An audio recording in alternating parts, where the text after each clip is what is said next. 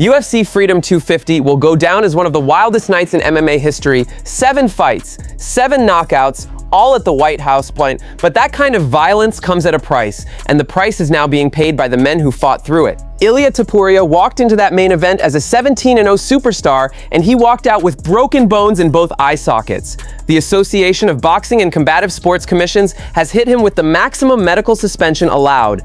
180 days. He doesn't come back until an oral and maxillofacial surgeon clears him, plus a separate 60-day suspension tied to the TKO itself.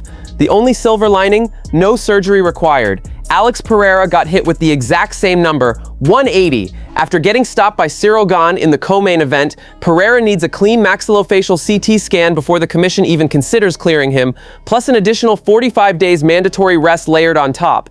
And they're not alone. CSAC Executive Director Andy Foster released the full suspension list to MMA Junkie, and it is brutal reading. Justin Gaethje is looking at 180 days unless his right wrist and left knee get cleared on MRI, with 45 days of mandatory rest stacked on. Ayman Zahabi is staring down the same 180-day maximum. Steve Garcia, same situation, pending an x-ray on that injured left hand. Then you've got the shorter end of the list. Ciryl Gane and Sean O'Malley walked away with just 8 days each, mandatory rest only. Derek Lewis, Michael Chandler, and Kyle Daukaus are all sitting 45 days after absorbing knockout losses. Even Diego Lopes is looking at 30 days until his eye gets the all clear. And it's worth pointing out, even the winners aren't fully off the hook. Guys like Mauricio Ruffy and Bo Nickel picked up 4 days of mandatory rest just for stepping inside that cage. UFC Freedom 250 delivered the highlights of the year. Now, one by one, the fighters are paying the bill. Alex Pereira isn't asking nicely anymore. He wants Ciryl Gane again, and he wants it now. Pereira believes referee Herb Dean missed multiple illegal shots during their interim heavyweight title fight at the White House, and that request for an immediate rematch is sitting on the UFC's desk as we speak. But Pereira isn't sitting around waiting for an answer. Asked directly what happens if the UFC says no to the rematch, he didn't hesitate for a second. Heavyweight is where he's staying. Speaking through his translator on the Ariel Helwani show, he said he believes this is where he finishes his entire career, full stop, no second guessing. There's also a wild card sitting in the wings. Josh Hokett, the undefeated 10-0 heavyweight, who just brutalized Derek Lewis in 2 rounds at the same event, has already called Pereira out publicly. And Pereira's response to that? He genuinely does not care who it is. His contract is with the UFC, and whoever the promotion puts in front of him, he says he's fighting, no questions asked. Translation, Alex Pereira isn't going anywhere, rematch or not. The only real question left on the table is who ends up standing across the cage from him next. He'll never be around me or referee a fight on me anymore. Se o cara pensa dessa forma, nada vai mudar. I'm just here to avoid a bigger tragedy. If nobody takes action, something worse can happen with these people. Aí vão culpar o árbitro pra não assumir a responsabilidade? Pô, a comissão... Things happen to him and he always came back stronger from bad results. Onde eu quero é minha revanche. All that I want is a rematch. To be able to fight fair, to fight square, to fight clean. People don't want to see cheating. Eu vim aqui, pô, bati na panturrilha dele de cotovelado. O que vai ter que acontecer? But now what we're gonna do? We're gonna wait until Ciryl end up killing somebody so he take action? Ou do primeiro ou do segundo round, se ele dá aquela pressão em qualquer momento... He feel that like Ciryl not survive on the fight because he does not have heart. You could see on his eyes. And Alex feel that he got robbed on that moment. Ele tinha que acertar aqueles golpes ali, entendeu? People like, oh, Cyryl's laying down because he was celebrating. No, he was that tired. That's why he really had to hit him with those shots. Have you or your team asked the UFC for a rematch yet? Sim, a gente pediu. Yes, we did. The fight was starting to pick up and the illegal shots and everything they played. Eu me senti bem, é isso que eu quero. If I didn't feel good on the heavyweight, I would not even be here asking for a rematch.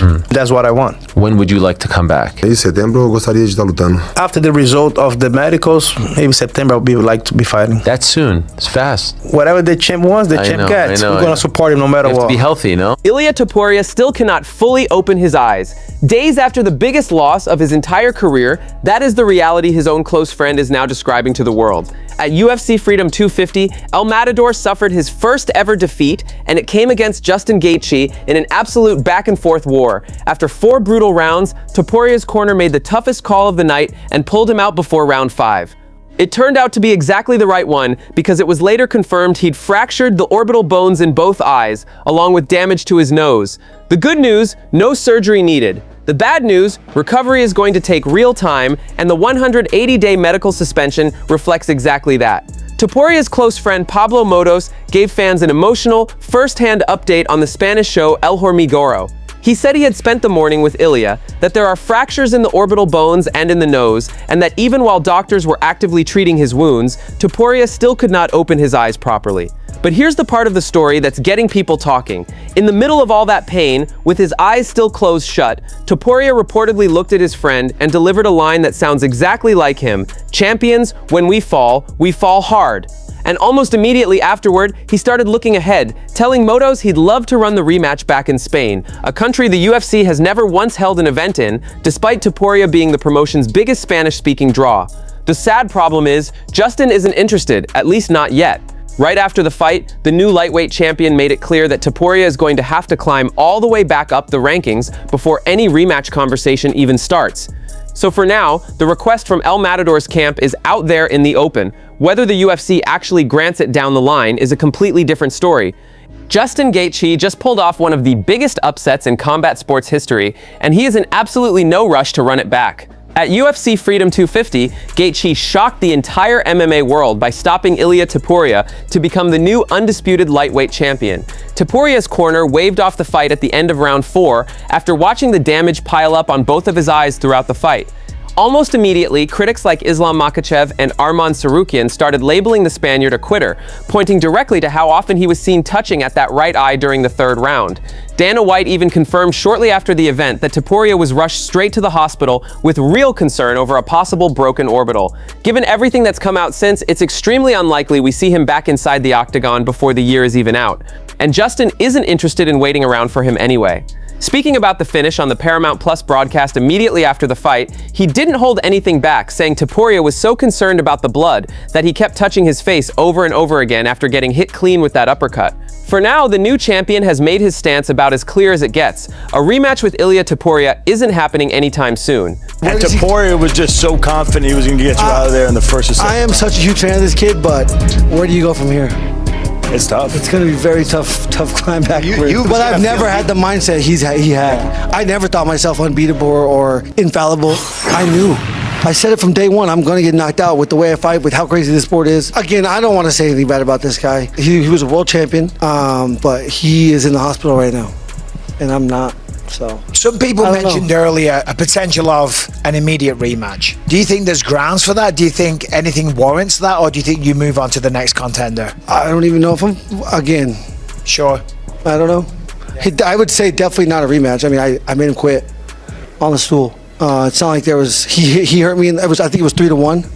I've been in 3 rounds to 1. In any election, that's a domination. That's true. Islam Makhachev isn't holding back on his upcoming opponent Ian Garry, calling the Irishman unspectacular and far from must-see action. Even though he's officially booked to defend his welterweight title against Garry at UFC 330, the Dagestani champ made it clear he'd rather be fighting someone else, unbeaten Ecuadorian Michael Morales, who he says would do far more for his legacy thanks to a stronger ground game than Garry's. And it gets worse for Garry. Fresh footage just surfaced of him getting completely out-wrestled in a recent grappling session, lining up perfectly with Makhachev's criticism and backing up the champion's claim that Garry simply doesn't have the grappling pedigree to survive against the best in the division. Here's what Makhachev had to say. Здесь вяза какие-то сложности в ее стиле. Да, у него сложный стиль. Постоянно убегает, назад идет, отступает постоянно, его все прижимают. Такой, не сказать, что он и зрелищный соперник. Есть еще вот в плане того, что для зрелищности боя тот же Моралес умеет бороться, тот же Моралес нападает сам. Но нападает это точно не про Яна Гарри. Вот Ян отрабатывает защиту от проходов. Надо ли тебе отрабатывать, я не знаю, стойку для того, чтобы, в случае чего... Именно да, собственно, проходы надо отрабатывать больше. Я уже говорил и повторюсь, что это так не работает. За 3-4 до полгода невозможно бороться научиться. Этот Мандалена тоже очень много отрабатывал, кого-то привлекал, там весь кемп готовился. Ну, у меня было, не знаю, сколько, 5 попыток и 5 переворотов было в этом бою. That's it from MMA Time. Thanks for watching. Don't forget to leave a like and subscribe for daily MMA updates.